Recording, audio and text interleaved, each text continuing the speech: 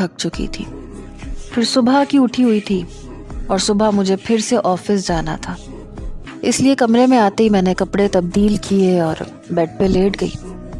जब वो कमरे में आया तो मैं आधी नींद में थी। वो कहने लगा, नायाब प्लीज़ तुम सोफ़े पे सो जाओ, मुझे सोफ़े पे नींद नहीं आती। मैंने कहा तो मैं क्या करूं? कल तो कह रहे थे कि ये मेरा कमरा है, मेरा बेड है, फिर मुझे सोने दो प्लीज़, मुझे परेशान नहीं करो। उसने गहरी सांस ली और कमरे से बाहर चला गया।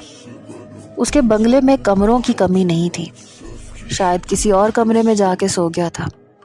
लेकिन सुबह मेरे उठने से पहले, या यूं समझ लें कि मुलाजिमीन के जागने से पहले, वो उठ चुका था और मेरे कमरे में मौजूद था।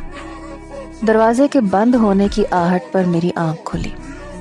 उसने तकिया सोफे पे रखा और लेट गया। मैं उठ के बैठ चुकी थी। अपने बिखरे हुए बालों को मैंने समेटा, कैचर लगाया, मोबाइल पे टाइम देखा, फिर उठ के खड़ी हो गई। अलमारी से अपने कपड़े निकाले तो कहने लगा, कहाँ जा रही हो? उसकी आंखों पे उसका बाजू था, पता नहीं कहाँ से देख रहा था, बड़ी बेजारी से पूछ रहा था। मैंने कहा अपने ऑफिस।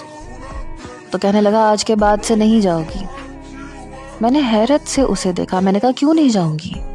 वो कहने लगा, इसलिए क्योंकि मैं कह रहा हूँ अपना ऑफिस हमजा के हवाले कर दो, और जैसे मेरी बहन उसका घर संभाल रही है, तुम भी मेरा घर संभालो।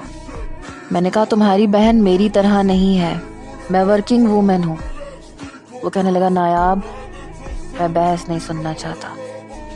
मैंने कहा, ये कहो कि मेरे हाथों से शिकस्त खाने से डर लग रहा है।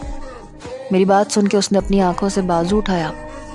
कहने लगा, तुम मेरे सामने कुछ भी नहीं हो। मैं तुम्हें कल भी बता चुका हूँ, तुम नहीं जाओगी तो इसका मतलब नहीं जाओगी। मैंने गहरी सांस ली। मैं वॉशरूम में नहाने के लिए चली गई। तैयार होकर ही मैं बाहर आई थी। हल्का सा मेकअप किया, अपना पर्स उठाया और कमरे से बाहर जाने लगी। पता नहीं कैसे